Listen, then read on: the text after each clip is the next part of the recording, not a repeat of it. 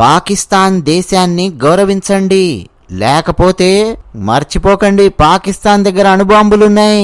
భారతదేశం మీద అణుబాంబులు విసిరారంటే భారతదేశం పరిస్థితి ఏమైపోతుంది?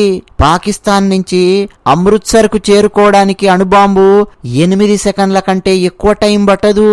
కాబట్టి పాకిస్తాన్ను గౌరవించండి, మర్చిపోకండి వాళ్ళ దగ్గర అణుబాంబులున్నాయి అని కాంగ్రెస్ పార్టీకి చెందిన ఒక సీనియర్ నేత మణిశంకర్ అయ్యర్ పుస్తకాలు రాశాడు. కాంగ్రెస్ పార్టీ చాణక్య వర్గంలో అంటే పెద్ద తలకాయలలో ఒకడిగా పేరు తెచ్చుకున్నటువంటి వాడు మణిశంకర్ అయ్యర్.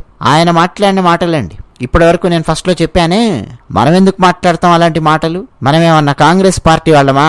మనమేమన్నా కాంగ్రెస్ పార్టీ లాగా అడ్డదిడ్డంగా భారతదేశాన్ని ముక్కలు ముక్కలుగా విభజించి చూస్తూ పాకిస్తాన్ వాడిని పొగుడుకుంటూ కూర్చునే బ్యాచులమా? కాదు కదా. మణిశంకర్ అయ్యర్ మాట్లాడాడండి. భారతదేశాన్ని కించపరుస్తూ, భారతదేశాన్ని చిన్నచూపు చూస్తూ, ఏయ్ భారతీయులు గౌరవించండి పాకిస్తాన్ను, లేకపోతే పాకిస్తాన్ మన మీద అణుబాంబులేస్తుంది అని చెప్పి మనకు అంటే భారతీయులకు వార్నింగ్ ఇస్తూ మన సాటి భారతీయుడైనటువంటి మణిశంకర్ అయ్యర్ కాంగ్రెస్ పార్టీ సీనియర్ నేత మనల్ని అంటే భారతీయులను హెచ్చరిస్తూ వస్తున్నాడు. అంతేకాదండోయ్, ఇంకా కొన్ని ఆణిముత్యాలు కూడా మాట్లాడాడు ఈ వీడియోలో. ఏంటో తెలుసా? మనం పాకిస్తాన్ను గౌరవిస్తేనే వాళ్ళు శాంతియుతంగా ఉంటారు. అలా కాకుండా అంటే మనం పాకిస్తాన్ను గౌరవించకుండా గనక మనం వ్యవహరించామా, మనం భారతీయులము చాలా తీవ్రమైన పరిణామాలను పాకిస్తాన్ నుంచి ఎదుర్కోవాల్సి వస్తుంది. మర్చిపోకండి. ఏంటి, నరేంద్ర మోదీ భారతదేశాన్ని విశ్వగురువుగా చేస్తాడా? పాకిస్తాన్తో మన సమస్యలు ఎంత తీవ్రంగా ఉన్నప్పటికీ మనం వాటి పరిష్కారం కోసం కృషి చెయ్యాలి.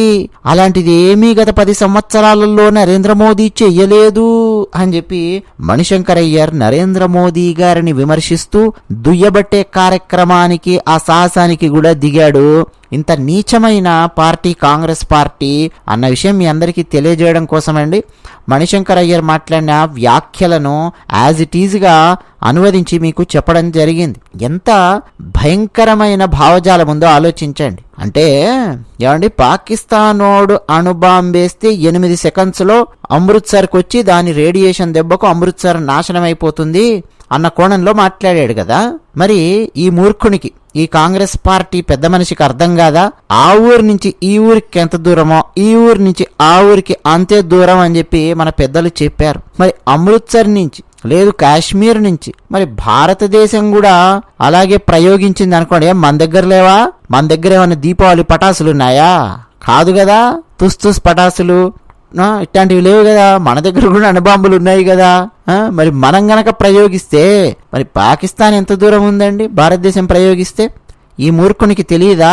కాంగ్రెస్ పార్టీ 70 సంవత్సరాల నుంచి ఎలాంటి భీక్ మాంగన అనడం అంటే అడుక్కు తినడం, పాకిస్తాన్ దగ్గర చేతులు చాపి డబ్బులు అడుక్కోవడం కాదు.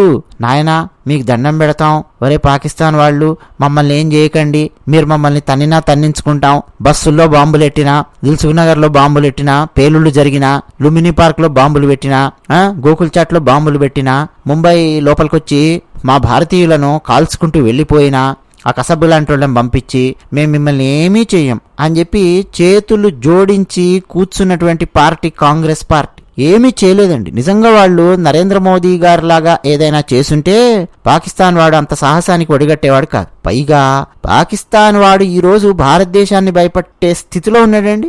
భారతదేశం అసలు భయపడే స్థితిలో ఉందా? పెద్ద పెద్ద దేశాలకే భారతదేశము భయపడనటువంటి పరిస్థితి. ఆర్థికంగా చూస్తే ఫ్రాన్స్ను యూకేను దాటేసి ముందుకు వెళ్లిపోయిన పరిస్థితి భారతదేశం కదా. అత్యంత ప్రచండమైన వేగంతో భారతదేశము ఆర్థికంగా దూకుడు మీద ఉంది, దూసుకొని వెళుతోంది. ఓవరాల్గా భారతదేశం యొక్క పరిస్థితి మనం గమనిస్తే సెక్యూరిటీ విషయంలో నరేంద్ర మోదీ గారు చాలా స్ట్రాంగ్ అయింది. మోదీ గారు లాల్ బహదూర్ స్టేడియంలో గంట క్రితం స్పీచ్ ఇస్తూ క్వశ్చన్ చేశారు.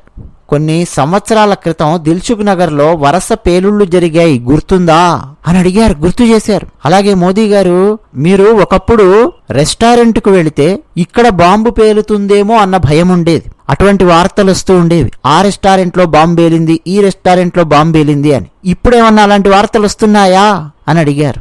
బస్సు ఎక్కాలంటే భయం. ఏ బస్సులో ఏ తీవ్రవాదిగాడు బాంబు పెడతాడో, ఏ బస్సు పేలుతుందో తెలీదు. రైల్వే స్టేషన్స్ లోను, బస్ స్టాండ్స్ లోను, షాపింగ్ మాల్స్ లోను, రెస్టారెంట్స్, సముదాయం ఎక్కడ ఉంటే అక్కడ నిరంతరం మైకెట్టుకొని ఆడియో మనకు వినిపిస్తూ ఉండేది. అపరిచితులు ఎవరైనా సరే బ్యాగులు వదిలేసి వెళితే ఆ బ్యాగుల్లో బాంబులుండే ప్రమాదం ఉంది కాబట్టి వెంటనే రిపోర్ట్ చేయండి. ఒక రకమైన భయానకమైన వాతావరణం భారతదేశంలో ఉండేది కదా. మరి అలాంటి వాతావరణం ఇప్పుడుందా? ఎందుకు లేదు? దానికి కారణం ఎవరు? నరేంద్ర మోదీ గారు. అయితే నరేంద్ర మోదీ గారు ఏం చెప్పారంటే, దానికి కారణం నేను కాదయా, మీరు కారణము. కమలం గుర్తు కోటేశారు, కమలం గుర్తుకు ఓటు ఎవరెవరైతే వేశారో వాళ్ళు కారణము భారతదేశం ఇంత సెక్యూర్డ్గా ఉండడానికి. మీరు కమలం గుర్తుకు ఓటు వేశారు కాబట్టి, మాకు బలమైన ప్రభుత్వాన్ని మీరు ఇచ్చారు కాబట్టి, ఎక్కువ ఎంపీ సీట్లు మీరు ఇచ్చారు కాబట్టి, మాకు ఏదైనా భారతదేశం కోసం చేయాలనే సంకల్పం ఉంది కాబట్టి మేము చేయగలిగామయ్యా, కమలం గుర్తుకు ఓటేయండి, డెఫినెట్గా సెక్యూరిటీ విషయంలో మేము చూసుకుంటాము, భారతదేశాన్ని సెక్యూర్డ్గా చూసుకుంటాము అన్న హామీతో నరేంద్ర మోదీ గారు మాట్లాడారు. అలాగే పాకిస్తాన్ వాడి గురించి ఎప్పుడైనా వస్తే నరేంద్ర మోదీ గారు కాళ్ల బేరానికి వచ్చినట్టు ఎప్పుడైనా మాట్లాడారా? లేదు. నరేంద్ర మోదీ గారు నిజానికి మొదటిసారి భారతదేశానికి ప్రధానమంత్రి అయిన తర్వాత వేరే ఒక దేశానికి వెళ్లారు. అక్కడి నుంచి నరేంద్ర మోదీ గారు వెనక్కి మన భారతదేశానికి వస్తూ ఉన్నప్పుడు మధ్యలో పాకిస్తాన్ దేశానికి వెళ్లారు. వెళ్లి ఆ పాకిస్తాన్ దేశాధ్యక్షునితో మాట్లాడారు. పాకిస్తాన్ దేశాధ్యక్షుని తల్లికి ఒక చీర కూడా తీసుకెళ్లి భారతదేశం నుంచి బహూకరించారు. ఒక అద్భుతమైన గెస్చర్ ని నరేంద్ర మోదీ గారు చూపించారు. ఇప్పుడు మనం మన బంధువుల ఇళ్లకు వెళితే మనకి ఏమైనా బట్టలు పెడుతుంటారు. లేదు, మన ఇంటికి ఎవరైనా బంధువులు వస్తే మనం బట్టలు పెడుతుంటాం. లేదు, మనం ఎవరి బంధువుల ఇంటికైనా మనం వెళ్ళినప్పుడు, మన బంధువుల ఇంటికి వెళ్తే ఎవరింటికైనా మనం బట్టలు తీసుకొని వెళ్ళి ఆ ఇంట్లో పెద్దవాళ్ళు ఎవరన్నా ఉంటే వాళ్ళకి పెట్టే ప్రయత్నం చేస్తుంటాం. అలా నరేంద్ర మోదీ గారు ఒక భారతీయ సంస్కృతిని, సనాతన ధర్మాన్ని అనుసరించి చక్కగా చీర తీసుకెళ్లి ఆనాటి పాకిస్తాన్ ప్రధానమంత్రి యొక్క తల్లికి ఇచ్చారు. అయ్యా, మనందరం బాగుందాము, శత్రువుల్లాగా ఉండకూడదు, మనం మిత్రుల్లాగా ఉందాము, మిత్రత్వం పెంచుకుందాము అని చెప్పి నరేంద్ర మోదీ గారు స్నేహ హస్తాన్ని చాచారు. ఎగ్జాక్ట్ గా అటల్ బిహారీ వాజ్పేయి గారు ఎలాగైతే సంఝౌతా ఎక్స్ప్రెస్ ను నడిపారో, ఎలాగైతే లాహోర్కు బస్సు నడిపారో వాజ్పేయి గారు, అయ్యా మనందరం బాగుందామయ్యా అని వాజ్పేయి గారు ఎలాగైతే చేశారో, సేమ్ మోదీ గారు వాజ్పేయి గారి అడుగుజాడల్లో నడుస్తూ అదే పని ఫస్ట్ చేశారు. వాజ్పేయి గారు ఎప్పుడైతే లాహోర్కు బస్సు నడిపారో, పాకిస్తాన్ వాడి కుక్క బుద్ధి ఊరుకుంటుందా, కార్గిల్ను ఆక్రమించుకోవాలని ప్రయత్నం చేశారు. కార్గిల్ యుద్ధం జరిగింది. వాజ్పేయి గారు ప్రధానిగా ఉన్నప్పుడు మనం గెలిచాము, కార్గిల్ను తిరిగి స్వాధీనం చేసుకున్నాం. నరేంద్ర మోదీ గారు 4 ఆకులు ఎక్కువే చదివారు. ఎందుకంటే వాజ్పేయి గారి తర్వాత వచ్చారు కదా, తర్వాత తరం కదా, మరి తర్వాత తరం ఎలా ఉండాలి? 4 ఆకులు ఎక్కువ చదివి రావాలి కదా, అలాగే వచ్చారు. పాకిస్తాన్ వాడు ఎప్పుడైతే ఊరి దాడి చేశాడో ఇమ్మీడియట్ గా బార్డర్ క్రాస్ చేసి వెళ్లి సర్జికల్ స్ట్రైక్ చేసి అక్కడున్న తీవ్రవాద స్థావరాలను, పెద్ద పెద్ద తీవ్రవాదులను వాడి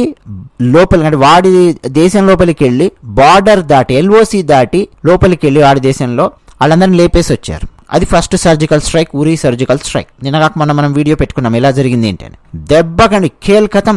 ఇక మళ్ళా భారతదేశంలో ఒక్క బాంబు పేరలేదు, ఏమీ పేరలేదు. అలా అలా అలా నడుస్తోంది. 4 ఏళ్లు 5 ఏళ్లు గడుస్తూ వస్తుంటే పుల్వామాలో దాడి జరిగింది. ఫిబ్రవరి 14వ తేదీ దాడి జరిగింది. వెంటనే అండి నరేంద్ర మోదీ గారు మళ్ళీ రిటార్ట్ ఎయిర్ స్ట్రైక్స్ నిర్వహించారు. బాలాకోట్ ఎయిర్ స్ట్రైక్స్, అభినందన్ వర్ధమానకు సంబంధించి మనందరికి తెలుసు. సో ఇమ్మీడియట్ గా రిటార్ట్ ఇచ్చారు. ఆ దెబ్బకు మళ్ళీ స్మాష్. పాకిస్తాన్ పరిస్థితి ఇక ఘోరంగా తయారైంది. డిమానిటైజేషన్ చేశారు కదా మోదీ గారు, ఆ దెబ్బకు పాకిస్తాన్ పరిస్థితి మరింత ఘోరంగా తయారైంది. మన దేశంలో డిమానిటైజేషన్ చేస్తే పాకిస్తాన్ పరిస్థితి ఘోరంగా ఎందుకు అవుతుందండి? అయ్యింది. ఎందుకంటే వాడు దొంగ నోట్ల ముద్రణా యంత్రాలు రెడీగా పెట్టుకొని భారతదేశానికి చెందిన పెద్ద నోట్లను, పాత 500 నోట్లు 1000 నోట్లు ఉండేవి కదా అప్పట్లో, 2016 కంటే ముందు సంగతి, వాడు వాటన్నింటినీ అక్కడ ముద్రిస్తూ బార్డర్ క్రాస్ చేయించి కాశ్మీర్లో ఉండే యువతకు పంచుతూ మన భారత సైన్యం మీద రాళ్లు విసిరేయిస్తూ ఇవన్నీ చేస్తూ వచ్చాడు. వీటన్నింటినీ అడ్డుకోవడం జరిగింది డిమానిటైజేషన్తో. సో మోదీ గారు అద్భుతమైన స్టెప్స్ తీసుకున్నారు. ఆ దెబ్బకు వాడి పని అయిపోయింది. అంతేకాదు అంతర్జాతీయంగా పాకిస్తాన్ను ఏకాకిని చేసే ప్రయత్నం చేశారు. ఎక్కడ దొరికితే అక్కడ అంతర్జాతీయంగా ఐక్యరాజ్యసమితి సమావేశాలతో పాటు రకరకాల సమావేశాలలో ఉతికి ఆరేసి చీల్చి పారేశారు. పాకిస్తాన్ని బెండు తీసి వదిలారు మోదీ గారు, అలాగే మన విదేశాంగ శాఖ మంత్రులు వీళ్ళందరూ కూడా ఎవరెవరైతే చేశారో మోదీ గారు వచ్చాక, ఆ దెబ్బకు పాకిస్తాన్ వాడు ఆర్థికంగా పతనమైనటువంటి పరిస్థితి. వాడి స్నేహితులే వాడికి చాలా మంది దూరం దూరం జరిగి వెళ్ళిపోయినటువంటి పరిస్థితి. అంత అడుక్కు తినే పరిస్థితికి పాకిస్తాన్ తీసుకొచ్చారు మోదీ గారు. కాంగ్రెస్ పెద్ద తలకాయ, పెద్ద మనిషి ఏమన్నాడో విన్నారు కదా. ఫస్ట్ నేను చెప్పినట్టు పాకిస్తాన్ వద్ద అణుబాంబులున్నాయి, భారతదేశము జాగ్రత్తగా ఉండాలి, లేకపోతే పాకిస్తానుడు భారతదేశం మీద అణుబాంబేస్తాడు. జాగ్రత్తగా ఉండడం అంటే ఏంటో తెలుసా? పాకిస్తాన్ను గౌరవించాలి, శాంతియుతంగా వాళ్ళను గౌరవిస్తూ మనం జీవించాలి అని చెప్పి మనకు శాంతి మంత్రాలు, నీతి సూత్రాలు చెప్తున్నాడు. ఇట్లాంటి యదవేషాలు వేసే భారతదేశాన్ని 70 ఏళ్ల పాటు కాంగ్రెస్ పార్టీ సెక్యూరిటీ విషయంలో ఏ స్థితికి తీసుకెళ్లిందో మనం చూసాం. మన పోలీస్ డిపార్ట్మెంటు, మన సైన్యము, వాళ్లల్లో సత్తా ఉందండి, డెఫినెట్ గా సత్తా ఉంది. పోలీస్ డిపార్ట్మెంట్ లో సత్తా ఉంది, పోలీసుల్లో సత్తా ఉంది, సైన్యంలో సత్తా ఉంది, సిఆర్పిఎఫ్ లో సత్తా ఉంది, బిఎస్ఎఫ్ లో సత్తా ఉంది. కానీ వాళ్ళకి ఫ్రీ హ్యాండ్ ఇవ్వాలి కదా. ఫస్ట్ ఏదైనా చెయ్యాలంటే, ముఖ్యంగా బార్డర్ దగ్గర ఉన్నటువంటి వాళ్ళకి ఫ్రీ హ్యాండ్ ఇవ్వాలి కదా, సైన్యానికి ఫ్రీ హ్యాండ్ ఇవ్వాలి కదా. ఎంతసేపు శాంతి మంత్రం చెప్పిస్తూ చేతులు కట్టేసి కూర్చోబెట్టేవాళ్ళు సైన్యానికి సంబంధించి. సో ఎలా ఉండేది పరిస్థితి ఆలోచించండి. మోదీ గారు వచ్చిన తర్వాత ఎక్కడ శాంతి మంత్రం జపించాలో అక్కడ శాంతి మంత్రం జపించారు, ఎక్కడ యుద్ధ మంత్రం పఠించాలో అక్కడ యుద్ధ మంత్రం పఠించారు. కరెక్ట్గా అండి. నరేంద్ర మోదీ గారు ఒక చాణక్య నీతిని, భగవద్గీతలో శ్రీకృష్ణ పరమాత్మ చెప్పినటువంటి సూత్రాన్ని పర్ఫెక్ట్ గా అమలు చేస్తూ వచ్చారు. సో ఆ దెబ్బకు పాకిస్తాన్ వాడు ఈరోజు ఘోరంగా తయారయ్యాడు. పాకిస్తాన్ అలా తయారయ్యేసరికి మణిశంకర్ అయ్యర్ లాంటి వాళ్ళు మరి ఏమైనా ఫీల్ అవుతున్నారో మరి తెలియదు, కానీ కాంగ్రెస్ పార్టీకి ఓటు వేస్తే మాత్రమండి ఖచ్చితంగా భారతదేశం యొక్క సెక్యూరిటీ విషయంలో మనం భయపడాల్సిన పరిస్థితి వస్తుంది. ఎందుకంటే శాంతి మంత్రంతో నిర్ణయాలు తీసుకుంటారు కాబట్టి. భారతదేశం లోపలికి తీవ్రవాదులు చొరపడి భారతదేశాన్ని అతలాకుతలం చేయాలని ప్రయత్నం చేసిన సంఘటనలలో కూడా కాంగ్రెస్ పార్టీ పాకిస్తాన్ పట్ల తీవ్రంగా స్పందించినటువంటి పరిస్థితి, రిటార్ట్ ఇవ్వనటువంటి పరిస్థితి, సర్జికల్ స్ట్రైక్స్ చేయనటువంటి పరిస్థితి. సో ఆబ్వియస్ గా కాంగ్రెస్ పార్టీకి ఓటేస్తే మళ్ళీ ఏం జరుగుతుందో ఊహించుకోవడానికి భయంగా ఉంది, భయంకరంగా ఉంది. నరేంద్ర మోదీ గారు లాంటి ఒక బలమైన నాయకుడు, దమ్మున్న ధైర్యం ఉన్నటువంటి నాయకుడు ఉన్నాడు కాబట్టి పాకిస్తాన్ వాడి ఆటలు సాగడం లేదు. తోక జాడిస్తే తోక కట్ చేసి పారేస్తూ ఉన్నారు. మొత్తానికి మణిశంకర్ అయ్యర్ చేసినటువంటి వ్యాఖ్యలు బాగా వైరల్ అయ్యాయండి. అయితే వెంటనే కాంగ్రెస్ పార్టీ రంగంలోకి దిగి, అబ్బే అవి ఆయన ఇప్పుడు చేసినవి కావు, ఏప్రిల్లో జరిగిన ఒక కార్యక్రమంలో భాగంగా చేశారు అంటే పాతవి అంటారు. ఎంత పాతవి అండి? ఇది మే నెల 10వ తేదీ ఈరోజు. ఏప్రిల్ అంటే పోయిన నెలనే కదండి. పోయిన నెల చేసినటువంటి వ్యాఖ్యలు ఎప్పుడో సంవత్సరం క్రితం వ్యాఖ్యల్లాగా, 2 ఏళ్ల క్రితం వ్యాఖ్యల్లాగా భ్రమ కల్పిస్తున్నారు. ఎలక్షన్ టైంలో చేసిన వ్యాఖ్యలే కదా మణిశంకర్ అయ్యరు. సో కాంగ్రెస్ పార్టీకి అర్థమైపోయింది మణిశంకర్ అయ్యర్ వ్యాఖ్యల దెబ్బకు ఓట్లు పోతాయి, భారతదేశంలో ఉన్నటువంటి దేశ భక్తులు ఎవ్వరు కూడా కాంగ్రెస్ పార్టీకి ఓటు వేయరు అని చెప్పి భయం పుట్టి కాంగ్రెస్ పార్టీ ఏమంటుందో తెలుసా? అబ్బే మణిశంకర్ అయ్యర్ వ్యాఖ్యలతో మా పార్టీకి ఎలాంటి సంబంధము లేదు అని చెప్పి క్లారిటీ ఇచ్చే ప్రయత్నం చేస్తూ ఉన్నారు కాంగ్రెస్ పార్టీ వాళ్ళు. వెంటనే అండి భారతీయ జనతా పార్టీ ఉతికి ఆరేయడం మొదలెట్టింది కాంగ్రెస్ పార్టీని. భారతదేశానికి హాని తలపెట్టే నీచులు, తీవ్రవాదులు వాళ్ళు భారతదేశం నుంచి పారిపోయిన వేటాడి వెంటాడి మరి వాళ్లను పైకి పంపిస్తామో అని ప్రధానమంత్రి నరేంద్ర మోదీ గారు ఈ మధ్య కాలంలో చాలా సభలలో చెప్పారు. ఎవడైనా భారతదేశానికి హాని చేశాడా, చేసి పారిపోవాలనుకుంటే పారిపోనివ్వండి, చెయ్యకుండా అడ్డుకుంటాం. ఒకవేళ అడ్డుకోలేకపోయాం అనుకుందాం, ఆడు చేసి పారిపోయాడు, వేరే దేశానికి వెళ్ళాడు, వెతుకుతాం, ఎక్కడున్నాడో వెతుకుతాం, వెతికి వేటాడి వెంటాడి వాడి ఇంట్లోకి వచ్చి వాళ్ళని లేపేస్తాం. ఇది నరేంద్ర మోదీ గారు చెప్పారు. ఇంత పవర్ఫుల్ గా నాయకుడుంటే, లీడర్, ప్రధానమంత్రి ఉంటే ఎవడైనా భారతదేశం వైపు కన్నెత్తి చూసే సాహసం చేస్తాడా? చేస్తే కన్ను వీకి ఆడి చేతుల్లో పెడతారు.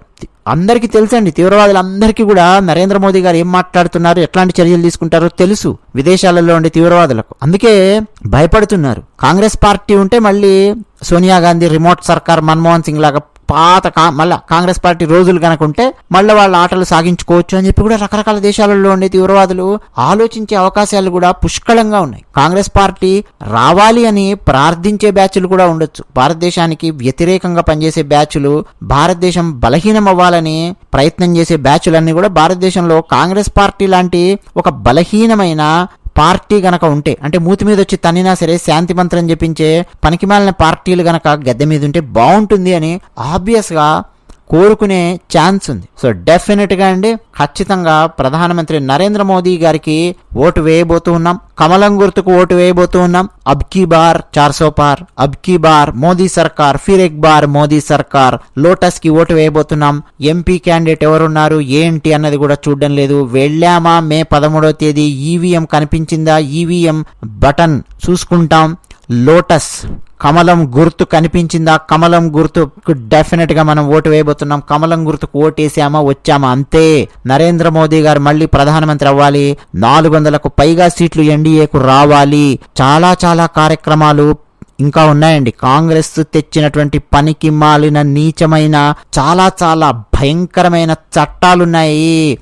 వక్ఫ్ బోర్డుకు సంబంధించిన చట్టాలున్నాయి. అబ్బో చాలా పెద్ద లిస్ట్ ఉందండి. భయంకరమైన చట్టాలున్నాయి.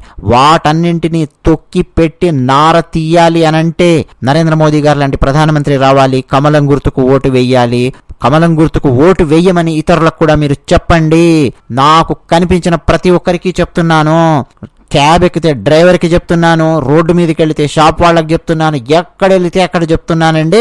డెఫినెట్ గా ఓటు పడాల్సిందే. కమలం గుర్తుకు ఓటు వేయండి, ఓటు వేయండి, ఓటు వేయించండి మీ ఇంట్లో ఉన్న వాళ్లతో. ఇట్లాంటి మణిశంకర్ అయ్యర్, కాంగ్రెస్ పార్టీ సీనియర్ నేతలు పిచ్చ పిచ్చ వాగుడు వాగుతున్నారు. వాళ్ళందరి నోటికి తాళం వేయించాలంటే మనం చేయగలిగేది ఒక్కటే, కమలం గుర్తుకు ఓటు వేయడం. అదే విషయం. ధన్యవాదాలు.